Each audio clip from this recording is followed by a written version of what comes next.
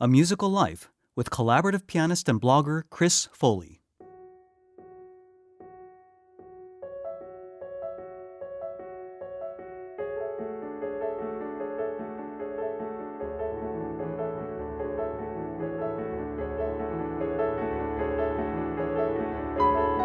Collaborative pianist, teacher, and vocal coach Chris Foley is the author of collaborativepiano.com, one of the most popular classical music blogs that turns 10 years old in November 2015.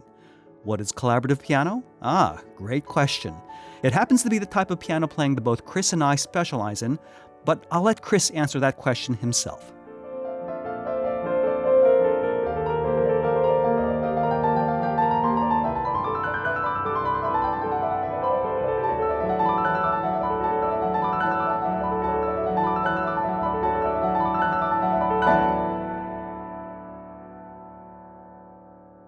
This episode of A Musical Life is brought to you by Rocket French, the award-winning language learning course used by over 1 million people today. Learn the language of some of the greatest art song composers who ever lived, Debussy, Fauré, Ravel, and gain a deeper insight into the meaning behind their music. Visit amusicallife.com/French to start your free trial lessons today. That's amusicallife.com/French. This episode is also brought to you by SiteGround. When I set out to co-found my company AirTurn, we had to build a website, and to do that, we needed a web host. We tried a number of them, but ended up using SiteGround thanks to their speed, reliability, and incredible customer support. So, when it came time to start this podcast, yep, you guessed it, I went with SiteGround again. So if you're interested in building a website or a blog that's fast, easy, and powerful, I highly recommend SiteGround. Go to amusicallife.com/website to learn more. Welcome to A Musical Life. I'm Hugh Sung. Chris Foley and I have known each other virtually for many years, but we've never actually spoken directly until this interview. So it's a real delight for me to introduce Chris and to get to know him better. Oh, and once again, happy 10th birthday to Chris's blog, collaborativepiano.com. What an incredible accomplishment and amazing resource for classical music and collaborative pianists worldwide. Before we get started, just a bit of news to share. We've just hit the new and newsworthy list on the iTunes podcast directory in the music category. Thanks to everyone for their support. You can leave a review in iTunes by going to amusicallife.com/review. I'd really appreciate that. To celebrate the launch of this show, we have a special contest running on Facebook. Go to amusicallife.com/contest and enter your email address to join our family. Each week, for the next 8 weeks or so, we'll select a winner for a special prize. I'll announce this week's winner in our next episode. And everyone who signs up will automatically get a free MP3 of my performance of Clair de Lune by Claude Debussy. So I hope you enjoy that as my special thank you gift for signing up. Now, let's get started with my interview with Chris Foley. Chris, thank you so much for being on the show. It's such a pleasure to have you here. Oh, Hugh, thank you for asking me. I'm such an honor to once again be able to talk to you and get in touch with and talk about all sorts of interesting things. Yeah, I think we've only been in correspondence via email for all the years that we've known each other. We've never actually talked directly like this. That's true. We've always either been like chatting or email or blog comments. So it's so nice to have you here and to get to know you in this format. For sure. I'm looking forward to your questions and fire away. All right. So first question that comes to mind. What does it mean to be a collaborative pianist, and how is that different from being a regular pianist? It's not really different. It's just the scope of activities that we do. Like a lot of people think, like, is it a different instrument? Or is there something special about what you do? Right. But in reality, the whole art of collaborative piano is not just working as a soloist, but working with other musicians, working with the chamber music, with art song, opera, encompassing teaching. It's just a whole much wider variety of things that you can do. It's really, I guess, the art of playing with other people, isn't it? For sure, and there's a lot of compromise involved and a lot of communication skills that a lot of people aren't totally comfortable with as solo pianists. But the reality of it today is that if you want to make a living as a pianist, you have to be able to work with other people. Yeah, so I guess this is differentiated from the solo pianists who play a concerto as a soloist. Is that right? It's the same skill set. It's completely the same. And in fact, I mean, I've played concertos before, and it's a lot of fun. Being a collaborative pianist means that you have to re-envision yourself working in different environments and in different contexts and situations. And I Hmm. think a lot of the stuff that I wanted to talk about today about the different experiences I've had to really can really encapsulate that in terms of being in a completely different environment, for example, Mm. like being on a TV show Uh-huh. and figuring out the skills to to do well at that. Yeah, it's funny. I hear pianists, and I can almost invariably tell which of them have had collaborative piano experience and which of them have not. I think this applies more towards the students, not really the professionals, but the Yeah. students that I work with. I'll listen to a pianist, and their sound is a bit monotone. They sound like they play the piano. But when I hear a Right. collaborative pianist playing, who's had a lot of experience, I hear far more beyond just the piano. I hear other instruments. I hear a singing line, a sensitivity. They just seem to have a much wider sound palette many times than your stock solo pianist. I'm going to get in trouble for saying that. No, I think this is something that everyone can benefit from because what listeners have to realize is that being a collaborative pianist, not every time am I trying to actually sound like a piano. When Yeah. I'm playing an orchestral reduction or when I'm playing an opera score, I need to bring alive the whole experience of the orchestra and Mm. its grandeur and transcendent sounds and different instrument groups, and that's part of the skills of being a collaborative pianist.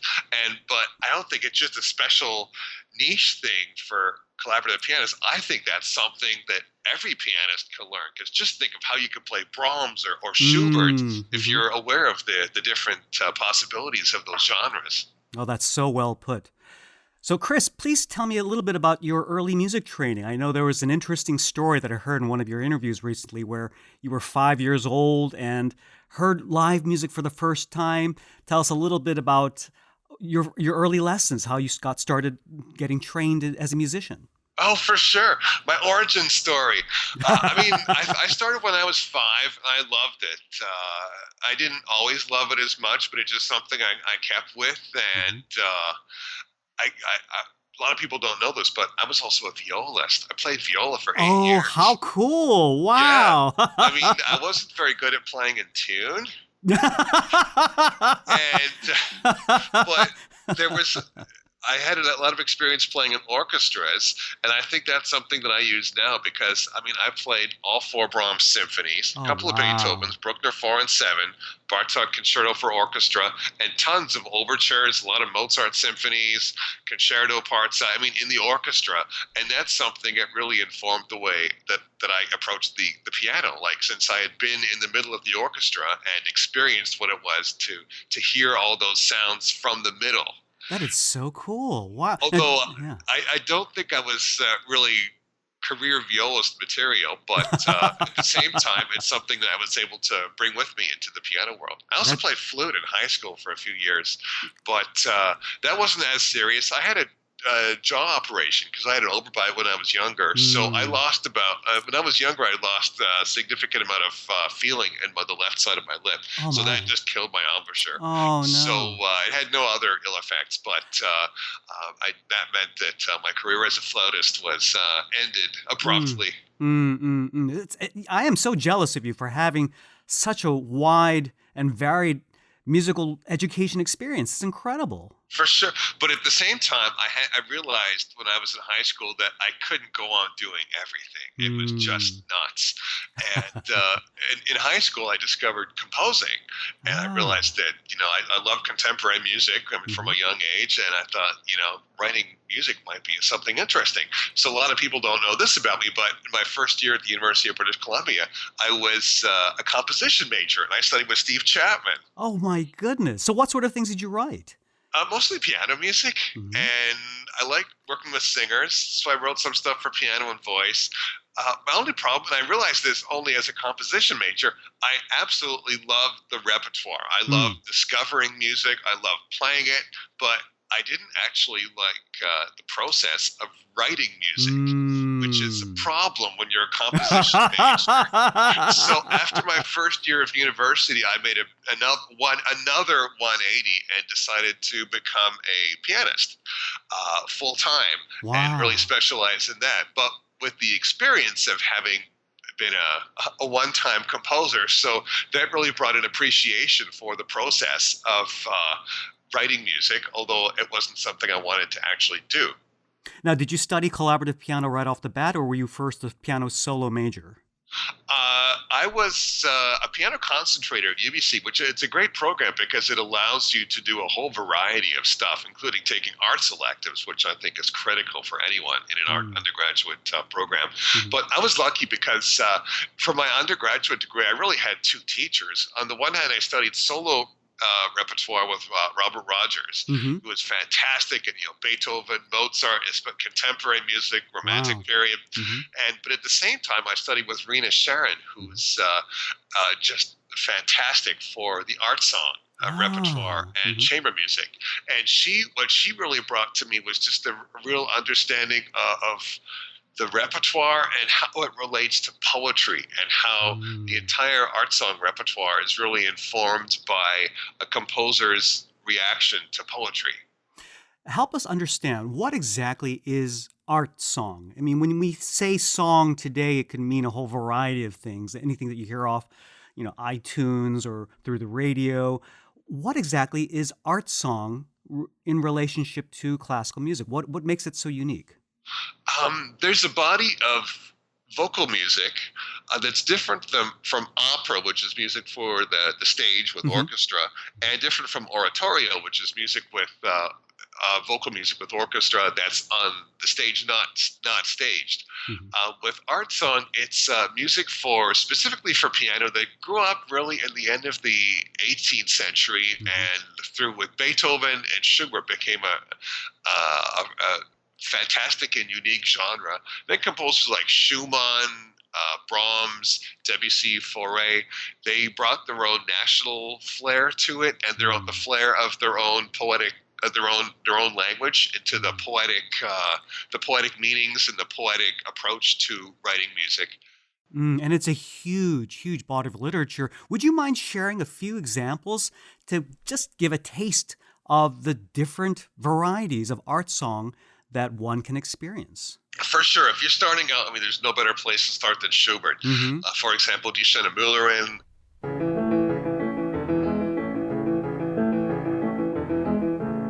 Das Wandern ist des Müllers Lust, das Wandern. Das Wandern ist des Müllers Lust, das Wandern. Das muss ein schlechter Müller sein, dem niemals fiel das Wandern ein. Das Wandern, das Wandern, das Wandern, das Wandern.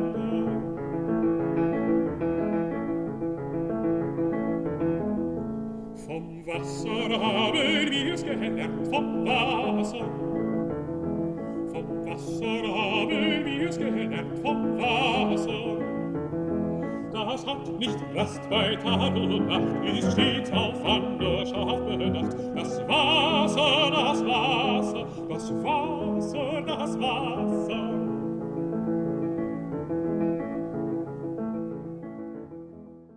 And some of the Schumann sets, like as well as Dichterliebe.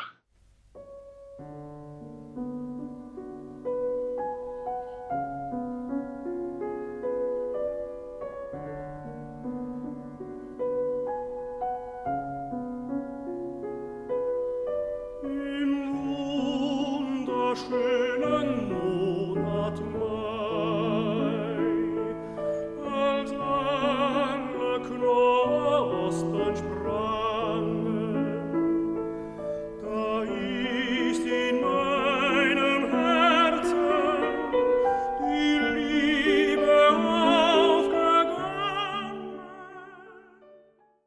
Debussy as well, for example, Ariel Oublié.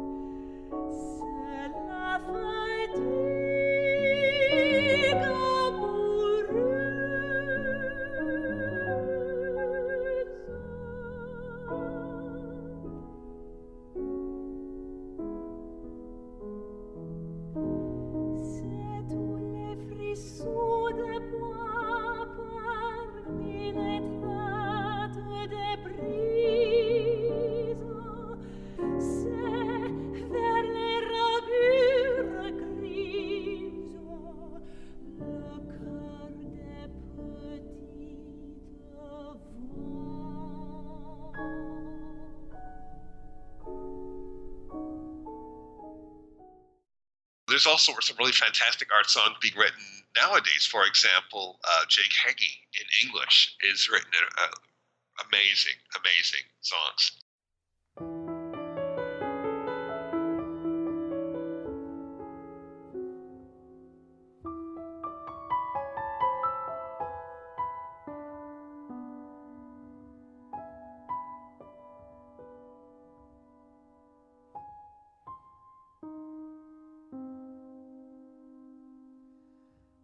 At night we dream of love, of loving and being loved, like when we were children. If we were lucky as I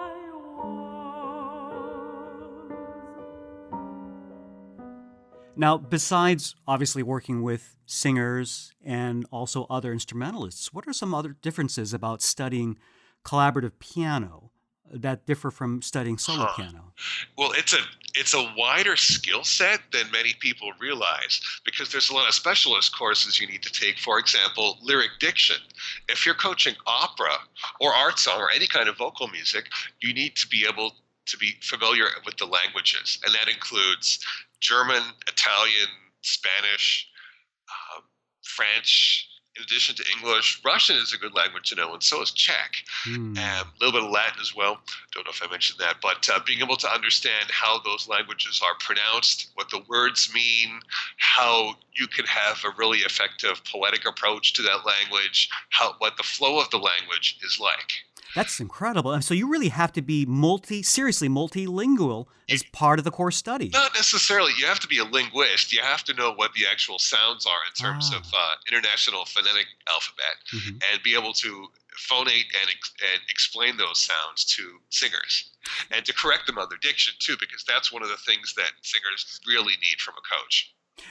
Can you help us understand better? What does it mean to be a vocal coach? Do you actually have to sing or sing along with the singer? Do you have to teach them how to sing? What's involved in coaching singers as a collaborative pianist? Oh, great question. The first thing you need to know is that a vocal coach in classical music is different than a vocal coach in pop and musical theater. In pop and musical theater, a vocal coach trains singers.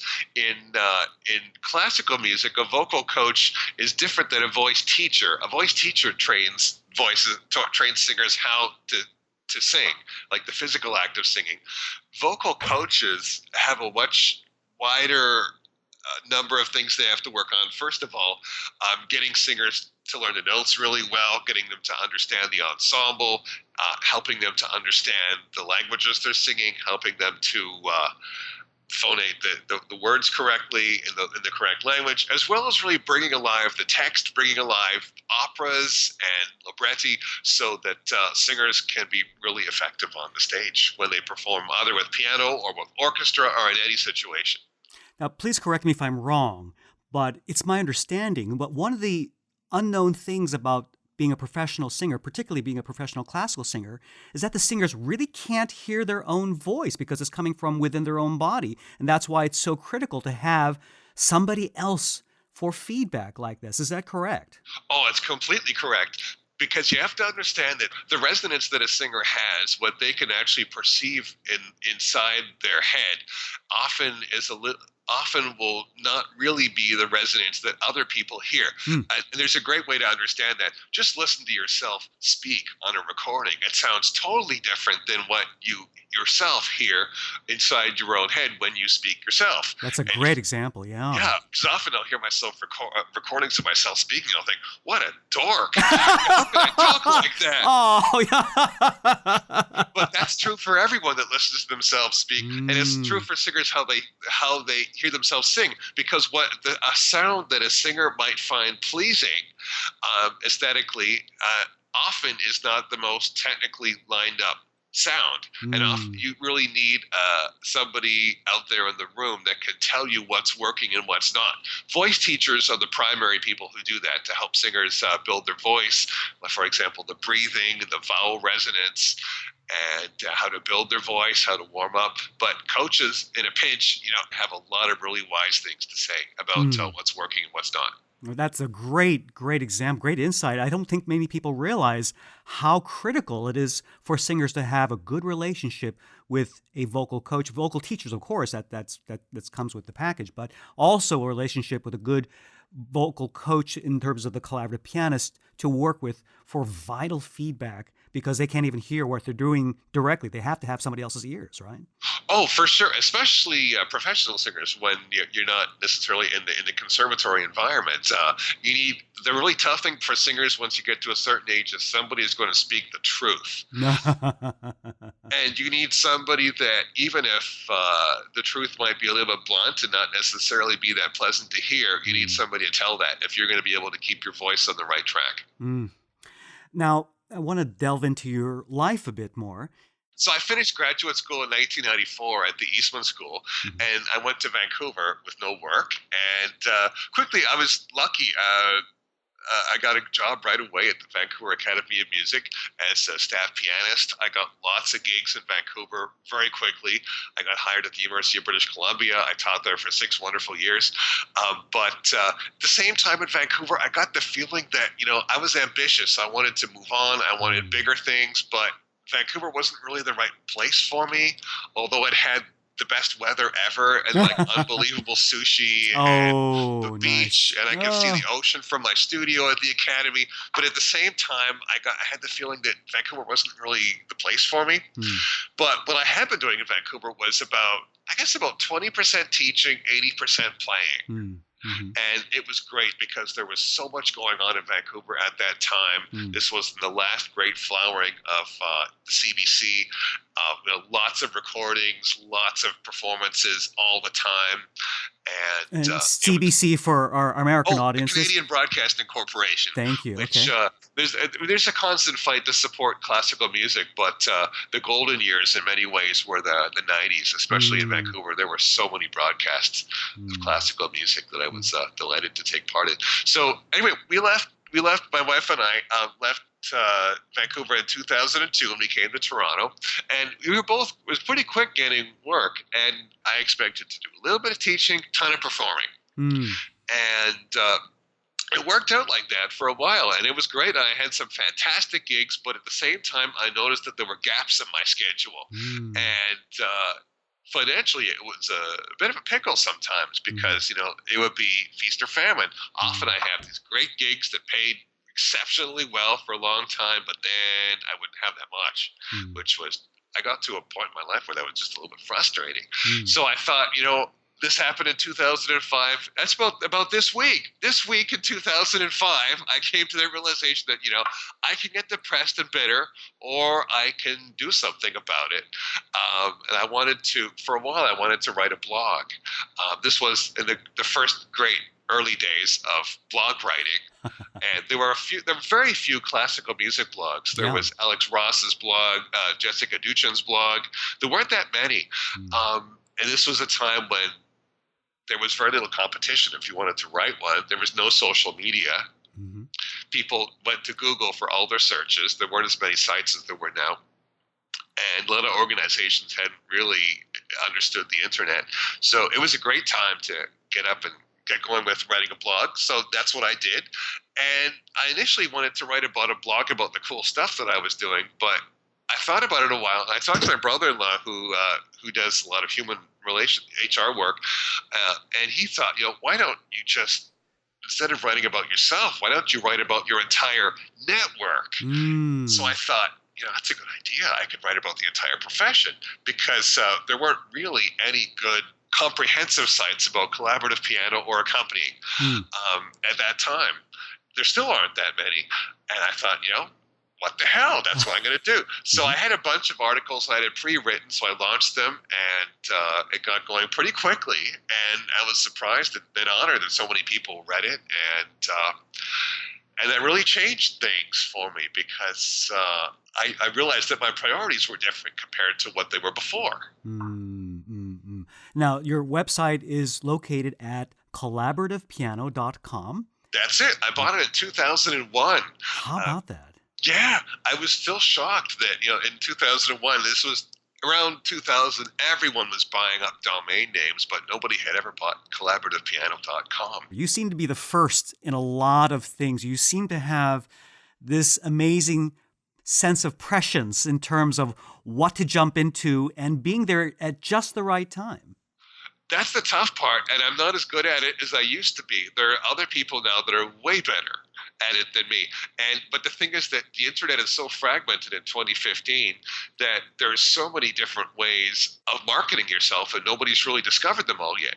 Now, I want to get back to you a bit. Yes. We're talking about this magical year 2005, where, again, a lot of things were changing. You were changing direction. Was this the year that you decided to focus more on becoming an educator? That came shortly after. One of the things I found disappointing about being a freelance pianist, and I never really found a way around this, was that often I get these last-minute gigs, a couple of rehearsals, concert, it'd go really well, I'd be a hero, make some good money, but at the same time, I didn't really have a part in anyone's development. I would just see the project, step in, play the concert, I'd be done. But one of the things I wanted to do is to be able to develop people from the start, which is really tough in a conservatory setting because there often isn't the budget for anyone to do that. Budgets are so limited, both with individuals who hire pianists in universities and the schools of music themselves, that you don't really get as much of a chance to develop musicians. And that was something I really wanted to do. And at the same time, when I was the first early years of the blog, one of the things I was doing was finding all these incredible hidden gems of learning piano pedagogy and books and articles on the internet. And I got the bug, Hugh. I got the bug. I realized I want to teach piano because I feel really strongly about playing piano, but at the same time, I want to pass it on to others. How fantastic. We're going to touch base on that a little bit later. Yes. Back to 2005. I don't know why I'm so obsessed with that year. The year that would not die. 2005. I just see this as this really interesting epochal, pivotal moment for you. Now, you were also hired to be the collaborative pianist that year for an opera reality show on Bravo Canada TV called Bathroom Divas, which only ran for 2 seasons, but it became a sleeper hit in its second season, winning a Gemini Award. I'm assuming that's the U.S. equivalent of an Emmy Award. Is that right? Well, it's a Canadian equivalent of an Emmy Award. Canadian, excuse me. Country up here. The Canadian equivalent of the U.S. Emmy Award. I'm wondering if you could share some of your experiences working for a TV show. I mean, a TV reality show. How cool. And that was something totally different because I had done a lot of work in the theater before then. And one of the things about working in opera is that you're part of a set stage schedule. Everything is organized. Your time is all bundled out and budgeted. You know exactly what you're going to be doing. You're going to be rehearsing this scene for these hours. But in television, you show up at the beginning of the day, and you might not do anything for a couple of hours after that. Because one of the things with television is that, especially reality television, most of what was done on the actual show, much of what happened, most of it never appears on the final cut. Only about 10 to 15% of what actually was filmed shows up on the show. Now, did you have to overact? Did you have to? Oh no, I was just myself. I played for a lot of voice lessons. I coached singers. I played for all the performances and vote-offs, or most of the performances and vote-offs, and I wasn't one of the big stars of the show. I had a lot of behind the scenes of coaching the singers, but that didn't really show up that much. At the same time, it was a really quite decent remuneration because you get paid by the hour, most of which is you're just sitting around. Oh, that's cool. But at the same time, when you were working, it was unbelievably intense because there was so much at stake for the singers that were on the show because they were not career singers, they were not career musicians. They did other things. Like one worked for Canada Post, one was a country music singer, one was a jazz singer, and they were just completely out of their element. So in about 2 to 3 weeks, you had to help them to become convincing opera singers. And this was the premise of the series is that these non-professional singers would have 2 weeks, and then a winner would be selected who would get to perform for thousands of people in a special performance. Is that right? For sure. And at the same time, it was a big. Later on, it was a hit on YouTube, but it was quite popular. And sadly, it never continued.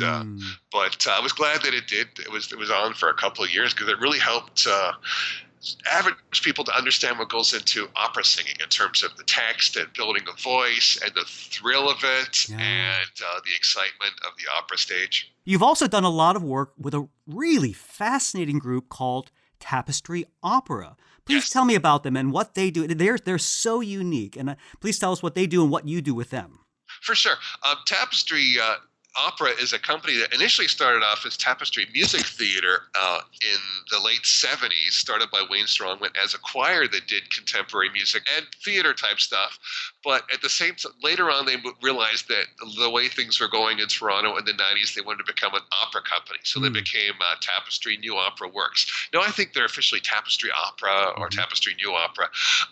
But one of the things they do is create operas from the ground up. And if you remember, we talked about art song earlier and how every art song starts off as a poem. Did you know every opera starts off as a play? Just like a movie script, yeah? Yeah, it's called a libretto. Okay. And it's a play that's specifically adapted for opera, but it's different because it's a lot more concentrated. Whereas in important dramatic junctures in a play, you might have like a 2 or 3 minute monologue, but you can't write that same thing for a libretto just because of the speed with which language is delivered. Often you need the telescope, that same dramatic moment that would be 20, 25 lines of text. You need to telescope that into 3 or 4 lines of text for the opera stage. So that's part of the skill set that opera librettists learn. And one of their pivotal workshops is called the Composer Librettist Laboratory, where they have, can you imagine this, 4 composers, 4 writers, each of which collaborates with the other to create 16 opera scenes in 2 weeks. You're kidding. That is so cool. I think the nickname for this, the Lib Lab, Libretto Laboratory, Lib Lab. How cool, how intense. I mean, is it wow, I can't even imagine. They must drink a lot of coffee and stay up really late. Well, actually, the composers are the ones that stay up the latest because once the librettist is finished, their work is done. They just sit and watch. But the way it works is that they'll have a scenario. It could be composer-driven. It could be librettist-driven. It could be performer-driven. All those scenarios exist in the operatic world. But the librettist comes up with their work first. Then they give it to the composer who writes music for it in a very short time, like usually they'll have 24 to 36 hours to write an operatic scene. Wow. And then the performers show up after that with nothing because we have to sight read the music in the rehearsal and then perform it for a master class that same day. Oh my goodness! Now there's no way they can memorize that in just one day. They don't memorize it. Okay. They use the music, but fortunately, some of the singers that we've been working with, like Christina Sabo, Carla Huhtinen, and Keith Klassen, Peter McGillivray, they're fantastic singers who are able to learn music, sight read music, and both do that and understand the style and what they need to bring in terms of their own vocalism and their own body in creating a character. That is so cool. So in the sight reading process. Wow. So this is really mashing together an opera in lightning time. And then what happens to the finished productions?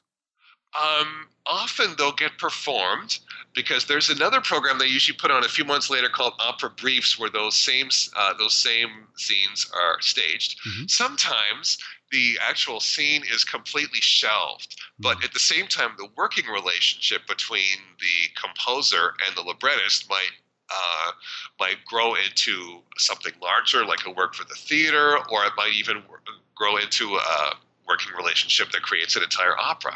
So are the composers and librettists, can any composer, any librettist apply for this workshop, or are they hand-selected by They're another usually team? hand-selected. I don't know. I think they might be doing one next summer, but I haven't got any details on that yet. Usually they'll have a call for composers and librettists.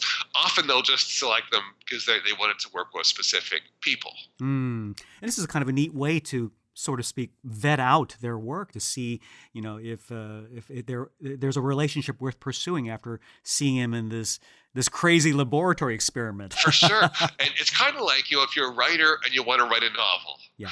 And if you're a composer, one of the great holy grails is to write an opera.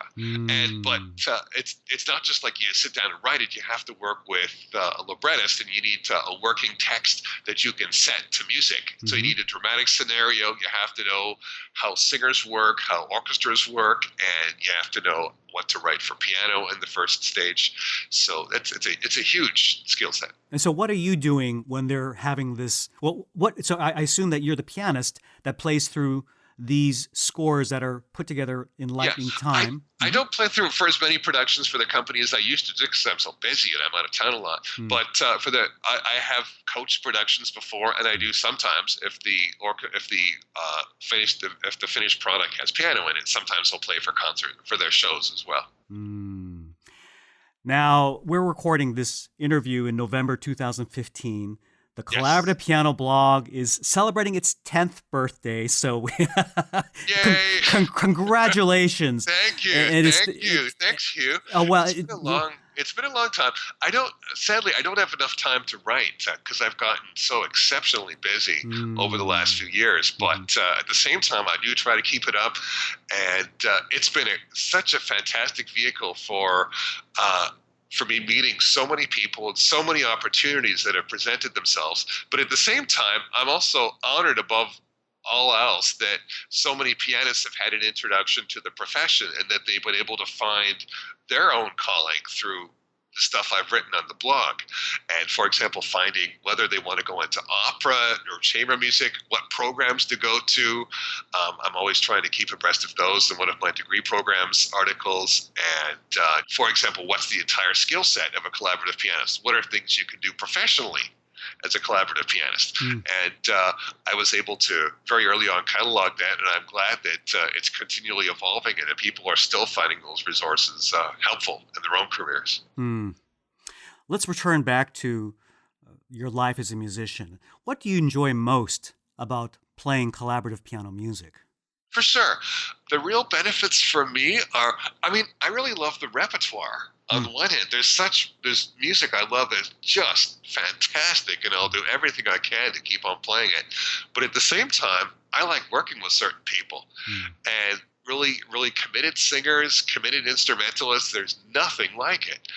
And that's what brings me back to it, and those are the rewards for me. And I don't do as much collaborative playing as I used to, since I have such a busy teaching schedule. So I'm able to pick and choose the stuff I really want to do. And for me, that's the reward. Oh, lovely. Right now. Now, even though collaborative pianists in general don't share the limelight with the soloists they support, of course, you are a shining example of the exception. There are a few legendary exceptions in the classical music field. One of the first collaborative pianists that comes to my mind is Gerald Moore, the pianist for the legendary singer Dietrich Fischer-Dieskau.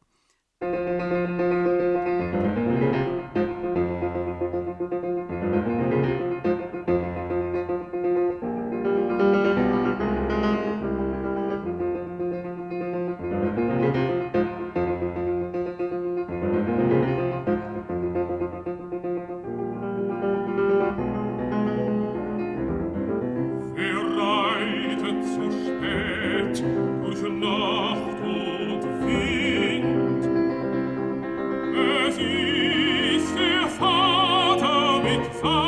einem Kind, hat den Knabe wohl in den Arm, fasst ihn sicher, hält ihn warm.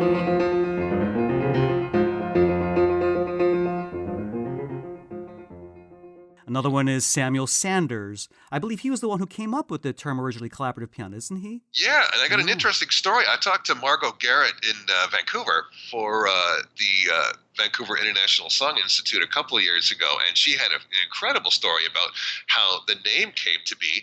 It's when Sam Sanders was starting an accompanying department at Juilliard, he didn't want it to be a separate department from the piano department, which is what it might have been if it were the accompanying department, and he didn't want it to be a ghetto.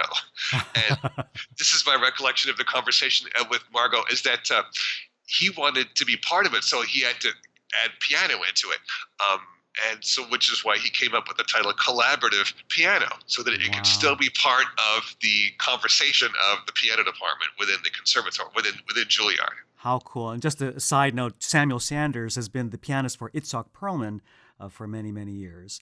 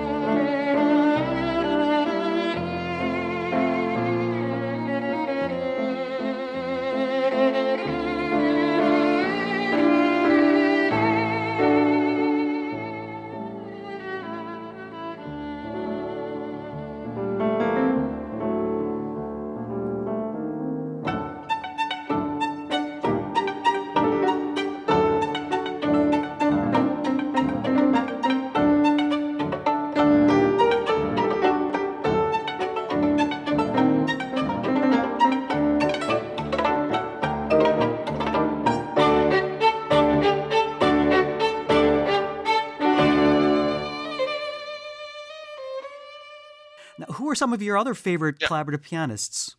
Oh, before I get into that, I just want to say one of the things that we learned from Gerald Moore is that everyone always asked him, well, so who do you work for?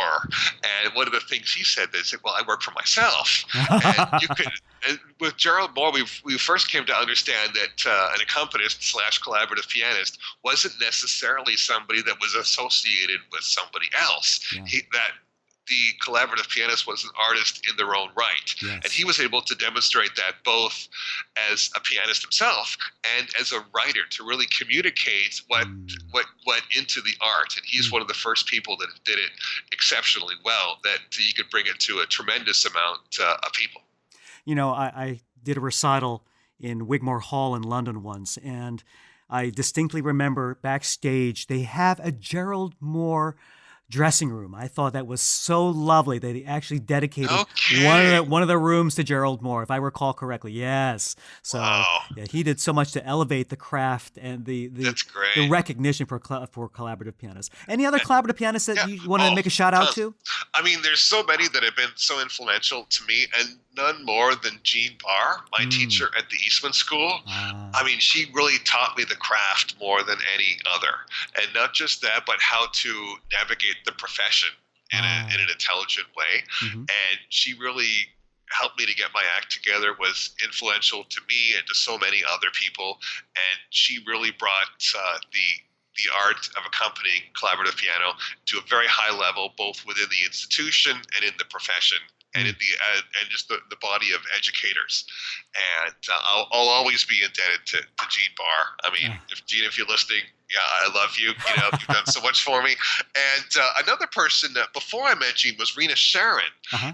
And what Rena brought was a sensitivity to the text, both in the music and in poetry and art song. And she really helped me to understand just the transcendent ability of art, and what the pianist's responsibility is with that transcendence. And that's something that I'll never forget. And fortunately, Irina is still in Vancouver. She started art song festival, and she's training so many fantastic pianists. It was great that I was able to work with her for those years in the 80s. Wonderful. Other pianists, I think Martin Katz must be mentioned. Fantastic teacher. I actually had I actually studied with him for 2 months. For I guess about 2 or 3 weeks at the Academy of the West in Santa Barbara in 1989. And he was just an enormous influence on so many people. Fantastic. One of the great collaborative pianists. And he also has a book that you should mention on the program notes. It's called The Complete Collaborator, that I think is the best book in existence on the art and craft of collaborative piano. And he talks about so many different skills, about working with people, the repertoire, orchestral reductions. That his book is the best one. That's like the starting place that I think people should have in terms of the art and the craft. Thank you so much for sharing that. I'm going to try to see if we can include that in the show notes. So, if you could find a link, that would be great. Wonderful. Now, you have a fascination, it seems, with the learning process, given all the things that you've done and attempted and accomplished. And I was listening to a wonderful interview you gave with Colin Thompson on the Modern Musician podcast about the importance of constantly upgrading your skills. Yeah. As collaborative pianists, the nature of our work really forces us to be immersed in learning new music constantly from a vast repertoire of vocal and instrumental literature. I'm wondering, what learning skills have you parlayed from your experience as a musician into other facets of life to help you learn things faster, more effectively, and perhaps even more fearlessly? Yeah. Well, I think there's no other thing that I've learned more than the learning never stops. It's not like you get a degree, you learn the skills, and you work. If you're a musician, one of the things about being a musician is that it's never over. You're always going to be learning more. And no matter how well somebody plays, there's always a next step. There's always something higher that you could do. Which is why I think you see musicians that keep on teaching and performing into their 80s and 90s. Very true. Yeah. Like if you think of like Rubinstein, Horowitz, Aaron Rosen is another great example. Zvi Zeitlin, and a lot of those musicians have such an incredible sense of youth, even when they're in their 70s, 80s, or even in their 90s. Oh, my piano teacher, Eleanor Sokoloff, is 101, and she's still teaching at Curtis. No kidding. That's amazing. She is sharp, incredible clarity of mind. Amazing. I was doing an opera production with Nicholas Goldschmidt, who died. I think he was around 96 when he died. And in the middle of a rehearsal, he would scream at these singers at the top of his voice. He's like, I can sing with more energy than you. And I am 95. My goal in life is that to be able to yell that to somebody when I'm that age. Oh, Chris, you brought out such an amazing point. It really is the love of learning, really, no matter what field you're in. But music seems to be such a wonderful medium and catalyst for that mindset, yeah? For sure. And the teachers I most admire are not necessarily, I admire them not necessarily because they're really good, is because they changed and they got better and they learned new things. And often the things they learned were not the things that they expected to learn at a younger age. Yeah. I mean, just going back to your example, here, not only were you a wonderful musician, but you taught yourself how to blog, you taught yourself how to code, you've constantly been, I was reading some other things and listening to your interviews, that you taught yourself how to do accounting, you learn languages. Your life is an example of this lifelong love of learning. Yeah, and if classical music is to survive, the people that are doing it have to learn what they need to learn in order to succeed. Yes. And in order to bring the profession to the next level. Chris, I want to thank you so much for being on the show. It has been such a delight speaking with you, and I hope you'll come back again. Thanks, Hugh. I mean, it's been such a pleasure. This episode of A Musical Life has been brought to you by Rocket French, the award-winning language learning course used by over 1 million people today. As Chris mentioned, some of the world's most beautiful art songs were written by French composers such as Claude Debussy, Gabriel Fauré, and Maurice Ravel. By learning the language of these masters, you'll gain a deeper insight into the meaning behind their music. Each level of Rocket French has over 60 hours of audio-style lessons. Each level also has over 60 hours of language and culture lessons, where you'll not only discover the mechanics of the language, but also access audio tracks of thousands of common words and phrases. Rocket French's lessons are designed so you can learn during your commute to work or anytime that you're on the go, using your Mac, PC, or mobile device with the Android or iOS app. One of the coolest features is Rocket Record, a voice recognition tool that lets you record yourself saying any of the thousands of words and phrases in every course. You'll gain the benefit of speaking out loud and be able to improve your pronunciation and accent. Plus, you'll have unlimited 24/7 lifetime online access to a team of language teachers, native speakers, and fellow language enthusiasts who will answer all your language questions and be with you every step of the way. Visit amusicallife.com/French to start your free trial lessons today. That's amusicallife.com/French. I also want to thank SiteGround, the web hosting company that I use to run the website for this show. When I created this podcast, I knew it was critical to have a great website to host it, and that meant using a great web host. Thanks to my experience co-founding AirTurn, I had already researched all the top web hosts and even worked with a few of them for a while. But they really disappointed me with some major outages that lasted for days and customer support that didn't deliver as promised. I finally ended up using SiteGround, and they were fantastic, giving me a super fast website with super fast customer support and rock-solid reliability. So of course, that's the web host I use now for A Musical Life. With their one-click WordPress installation feature, you can have your website up and running in minutes. And if you need any help along the way, their chat and phone services are available 24/7 and they never keep you waiting. It's actually pretty amazing. Visit amusicallife.com/website and make that amazing website today with SiteGround. Once again, that's amusicallife.com/website.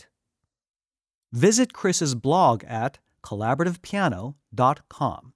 And for links to all the music featured in this episode, be sure to visit the show notes at amusicallife.com. You can leave a comment or send me your feedback by email at stories@amusicallife.com. I'd love to hear from you. If you like this show, please tell a friend or share a link on Facebook or Twitter. Be sure to subscribe to A Musical Life through iTunes or Stitcher or with your favorite podcast playing app. And consider posting a review on iTunes by going to amusicallife.com/review. I'd really appreciate that. Our show's associate producer is Allison Pokris, and Paul Sung provided production assistance. Until next time, I'm Hugh Sung, and I wish you a musical life.